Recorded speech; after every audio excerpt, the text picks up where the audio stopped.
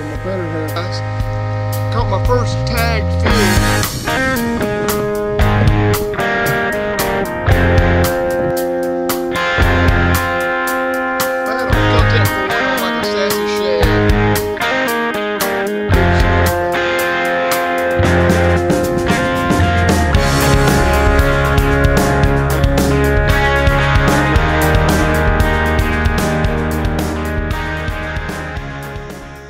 Good morning everyone, and welcome to Max Streamer Fishing Outdoors. Today I'm talking to you about and I'm going to show you this bait, and I'm going to show you how I get it going and everything. But I'm going to talk to you about the best bait on the planet for brim, catfish. You can also catch crappie, bass on it. It's the Catalpa worm. Some people say Catawba worm, but they're really Catalpa worm. They live on Catalpa trees. There's a southern and northern Catawba tree, but they can only live on those trees. They have a symbiotic relationship, and I'll maybe get into that later. But the first one I ever used, you cut them in half. A lot of people turn them inside out with a hook. I don't. I just cut them in half, put a half of them on a hook, fish them under a bobber, fish them on a double bottom rig.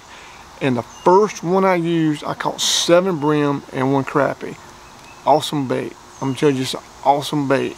So you're probably asking yourself, what is a Catalpa worm? Well, Catalpa worm is actually a caterpillar. This one species of sphinx moth. Now there's like 14, I could be wrong on this, don't quote me on this. I think there's 1,400 species of sphinx moth. This is one species. This moth caterpillar can only eat the leaf off a Catawba tree. They can't eat nothing else. So if you got some in a field beside your house, don't let your wife worry, your neighbor worry. They can only eat that tree. No other leaf, no other, they can't get on your vegetable gardens, anything. Now they have a 4-stage life cycle. The sphinx moth comes out of the ground in the early to late spring, lays eggs on the Catawba tree. They hatch, little caterpillars, turn into big caterpillars in a couple weeks. Then they crawl off, go into the ground, turn into pupae, which then comes out of the ground as the moth again. Now I have 2 crops here when I do have them. One in mid-June they hatch. By July 4th they're grown. Then they crawl off if you don't, well, you got to save some for seed. But then they crawl off, go back in the ground, do the pupa stage, and then I have another crop in August. The ones in August, when they crawl off, go in the ground, they'll overwinter till the next spring. Okay, like I said, here in the south, you normally find these in mid-June to late July, or in mid to late August. And where do you find them? Well, you got to find Catawba trees. Now, not all Catawba trees have them, and I'll get to that in a second. So you got to find a Catawba tree that's so-called bearing fruit. Okay, here's my history on them. When I was young and growing up, a tackle shop up the road on the river had Catawba trees lining around the perimeter of the store. He sold them, so I would go buy them, use them for great bait. Like I tell you, I caught 7 brim, 1 crappie on the first half of worm. Well, I got tired of buying them, so I rooted 2 cuttings off the tree, put them in a field across from my parents' house. I seeded some. Now, what is seeding? So I took a couple dozen worms bought off of his trees at the tackle shop, put them on my trees, and they took. And they started that life cycle, that 4-stage life cycle over. Well, then I moved away. I got married and moved away. So I wanted to do the same thing here where I live now. So I did it 20 years ago or more. I did the same thing. I rooted 2 trees, 2 cuttings, put one in the front yard and one down the lake behind my house. Well, after 5 years, I had to let the tree get big enough to have caterpillars on it. I seeded some from another tree, put them on that tree, and I had great crops for first 5 or 6 years. I mean, beautiful crops. Then they just quit. Well, I found out from a guy in Mississippi that ants can kill the larva, wipe out your whole crop. Floods can, certain other things, probably pesticides can, neighbors spraying stuff. But anyway, I lost my crops. Hadn't had none in 10 years. I've even reseeded, bringing home a couple dozen from other trees, finding in other places 3 or 4 times in 10 years. Hasn't worked. Now, reseeding is what people have traditionally done like that. for 100 years. But the guy in Mississippi's telling me that's not necessarily the best way, and I didn't know this till my good friend Steve told me this guy sells the pupa. And you can buy the pupa off of eBay, plant them in the ground under your tree. So then you get a couple of moths laying thousands of eggs instead of just a couple of dozen caterpillars you gotta hope live and then turn into a moth, then lay eggs. So it's a little better way. I'll put his link in the description. His name is Brian. He's out of Grenada. I don't know if I'm saying that right, Grenada, Mississippi. But I'll put that. Maybe he'll do a comment on this, put all his info. I don't know how much info he wants, but check out eBay. Certain times of the year, he sells trees, seeds, and the larvae, pupae, and frozen ones, because you can freeze these, use them for later. Okay, so I ordered, I thought it was a dozen. I think I got 24, so I got about 2 dozen the pupae from Brian down in Mississippi. I got them in yesterday, and actually one, my wife said something's crawling around that box. These little larvae, I'm gonna show them to you here. Yesterday, he was crawling around, so I put him on a tree last night in the dark.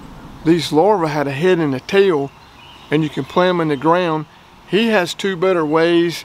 One's a bucket method, and you can put a 5-gallon bucket, put dirt in it, put the top, lean it up on one side with a stick, put another stick where they can crawl out. That way predators don't get them as easy. Or a mesh basket, laundry basket hanging a tree. I can't do that because I got noisy neighbors. There's a dog barking right there. But anyway, I'm just gonna plant them in the ground like they normal, like the natural life cycle, them digging into the ground. It should work. I don't have many predators around here that are gonna dig them up. So hopefully that's gonna work. And actually one turned into a moth last night. My wife said, I hear one crawling around in there, because these things don't move much when they're pupa stage. And I opened it up, and one was had just come out of the pupa stage. So I went outside in the dark, and that's when they like to do that anyway, and I put it on a tree and it crawled right up the tree. Well, this morning I planted them around the tree in the front yard and a tree down in the lake. And actually, I'm not gonna show that on some other trees, I know where they're at. I planted some, so let me show you me planting them here. Okay guys, here you go.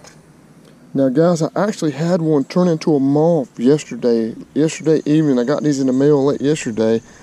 He was crawling around, so I put him on a tree last night in the dark, and he went straight up the tree. So anyway, that's the tail. The bottom is the tail.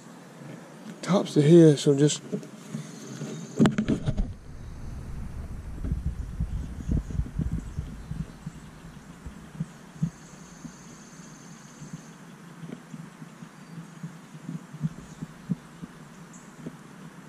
right there.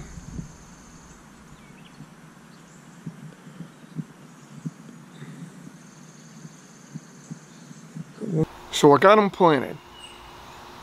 Probably got to wait. If that one, like I told you, turned into a moth last night, these are probably within a day or two all turning into moths.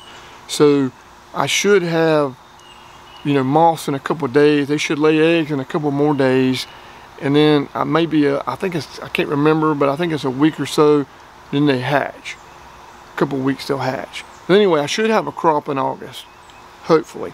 But anyway, check out Brian in Mississippi. There's also a Facebook page called Catawba Gold. He is on that. You have to apply to be on it, be approved. But it's all about Catalpa worms and Catawba trees, fishing bait, and propagating the trees. Anyway, I've talked to Brian on the phone. Super nice guy. He'll tell you all what you need to do. Really helpful guy. Says he's got 130 trees at his property in Mississippi. Yeah, that's pretty awesome. He's got that many trees. Well, I've got my one good tree right there. And hopefully in a couple of weeks, I'm gonna have some nice caterpillars, worms on it. We call them worms, Catalpa worms. I'll do another video if I do get a crop of them. I'll show them little, then I'll show them getting bigger. But anyway, guys, hope you enjoyed it. I'm gonna tell you something. If you've got the land, if you've got the property, or you know where some are, there's just great fishing bait. You can freeze them, so you can pick a bunch and have them all year. And they actually even work in salt water for like spots on the coast.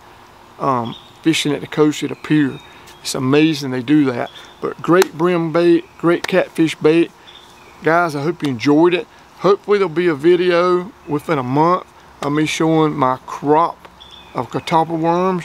But anyway, guys, leave some comments if you've ever used them, if you've got Catawba trees, what luck you've had with them, if you've had a life cycle interrupted where you didn't get them. So anyway, guys, hope you enjoyed it. Hit the subscribe button, it's going to be right there, and I'll see you next time. Thanks for watching.